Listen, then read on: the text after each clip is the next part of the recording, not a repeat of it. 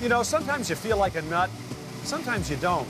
But if you ever taste a Germack roasted pistachio, you'll feel like a nut all the time. Why do you think I eat them? Hey, can somebody help me get these in my car? I think he's 11 billion.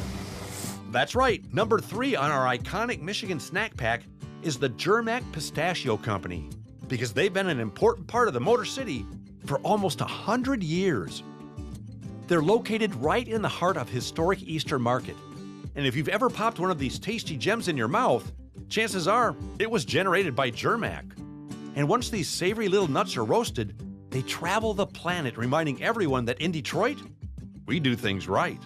It's no wonder that Frank Germack III is certifiably nuts about this great family business. Okay, you have to tell me right now your secret ingredient, because I've tried just eating one pistachio and it never works. Well, the secret ingredient is the pistachios, because they are so good. People just cannot stop eating them. I never thought of that. That's easy for you. Now, is it true? I read that your family were the first to actually roast pistachios in the entire United States. Well, that's correct. So my grandfather came to the United States. He was just a boy, but he came from a part of the world where they had pistachio trees growing. So they're Armenian, but they had these pistachio trees. They were more or less unknown in the United States. So they would take these pistachios, they'd import the pistachios to the U.S., and back then, a lot of these pistachios had a little bit of a red marking from the trees from where water seeped through the husk. And they had the idea to dye pistachios red to kind of cover up that little part of the pistachio shell. I was going to ask you where, because they were called red lip. They were called red lip pistachios, which is a trade name they came up with in the 30s. So yeah, when they brought pistachios in, they wanted them to look good, and they wanted them to have some aesthetics and some salability being on the shelf.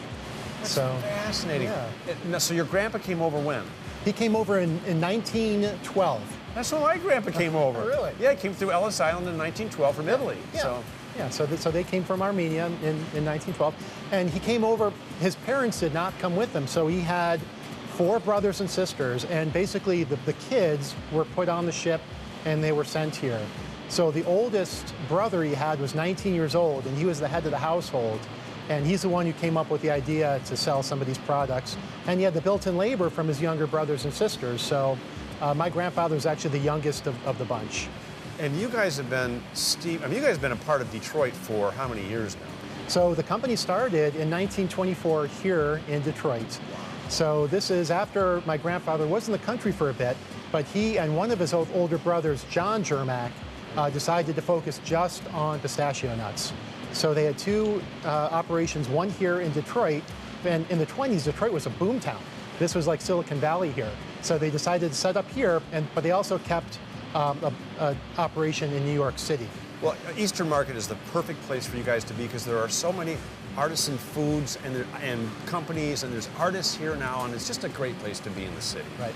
Yeah, Eastern Market is a big part of our identity, you know, partly because we've been here since the 20s, and Eastern Market predates us by about 30 years, but it's pretty close. Speaking of going way back, now the roasting machines you use here, those look pretty vintage. Yes.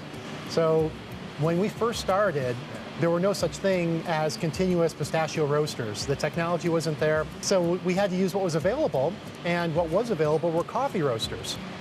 So we have not changed that to this day, and we use large batch coffee roasters for our process. So where are pistachios grown mainly? California, and we also get a small amount from Turkey. Now, pistachios grow on trees? They grow on the tree. And do they open up when you roast them, or how does that happen? That's a great question, because a lot of people think that when you roast the pistachios, they crack open. Yeah. Actually, they crack open when they're on the tree, and they crack open within a week of all the other pistachios in the grove or the orchard, and it makes an incredible racket. So that's how you know they're ready to be picked. But you guys don't just roast pistachios. I've noticed you guys have a ton of different products now. Yeah, we do. So we started with pistachios, and then we quickly moved into other types of nuts. And that includes cashews, almonds, walnuts, pecans, macadamias. And you know, as tastes have changed, we have to change as well. So many people want nuts, but we have to add seasoning to some nuts. So we have Cajun, we have different flavored nuts. We have red pistachios, of course, as I've described earlier, that we dyed the shell red. We should have had red all around our mouths when we were doing this. It's a telltale sign. That and also having some red dye at your fingertips. So we get a lot of comments on that, how it stays with you for a little while. Well, please tell me that pistachios are good for you, because I eat a lot of them. So I'm hoping they're actually healthy. They are. So pistachios have a lot of really good things in them. So they have a lot of protein, and they have a lot of fiber. Plus, I understand there's even more fiber if you eat them in the shell. That'd be pretty painful. Well, I love it when a company like this has a family tradition. You're the third generation. Please tell me there's a fourth generation. There is a fourth generation, yes. So between my sister and I, we have 5 kids total. And so we're hoping that they're interested in the business. That's great, because I tried to leave my kids the TV show, but they didn't want it. Well, give them time. Give them time. They'll come No, we around. discussed it. They don't want it. Well, if you don't feel like a nut after all that, I suggest you eat 1 Germack pistachio and call me in the morning. Then you can tell me how all your trips to the store went to buy more.